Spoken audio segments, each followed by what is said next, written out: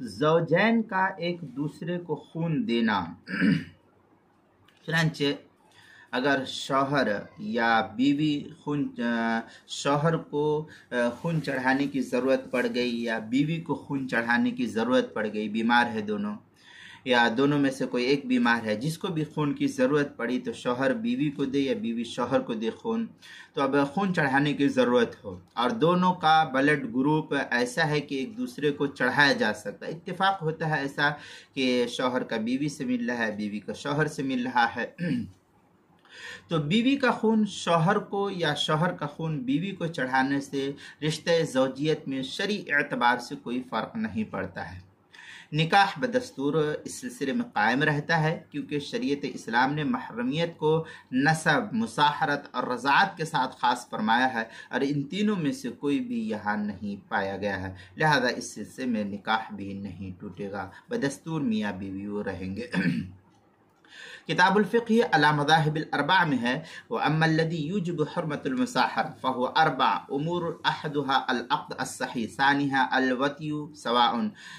اس طریقے کے الفاظ جو ہے نقل کیا کتاب الفقہ علی مذاہب الاربع جلد نمبر 4 صفحہ نمبر 63، کتاب النکاح مبحث فیما تثبت به حرمة المصاحرة۔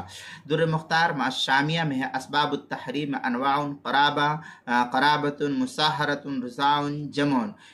در مختار جلد نمبر 4 صفحہ نمبر 100 صفحہ نمبر 100، کتاب النکاح فصل فی المحرمات۔ البحر الرائق جلد نمبر 3 صفحہ نمبر 163۔ الدر المنتقى علی ہامش مجمع الانہر جلد نمبر 1 صفحہ نمبر 475۔ النطف فی الفتاوی صفحہ نمبر 164۔ جواہر الفقہ جلد نمبر 1 صفحہ نمبر 40۔ فتاوی رحیمیہ جلد نمبر 10 صفحہ نمبر 176۔ فتاوی محمودیہ جلد نمبر 18 صفحہ نمبر 331۔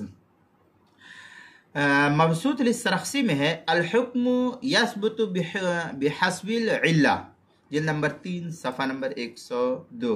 موسوعۃ قواعد الفقہیہ جلد نمبر 4 صفحہ نمبر 226۔ المسائل المہمہ فیما ابتلت بہ العامہ جلد نمبر 1 صفحہ نمبر 107۔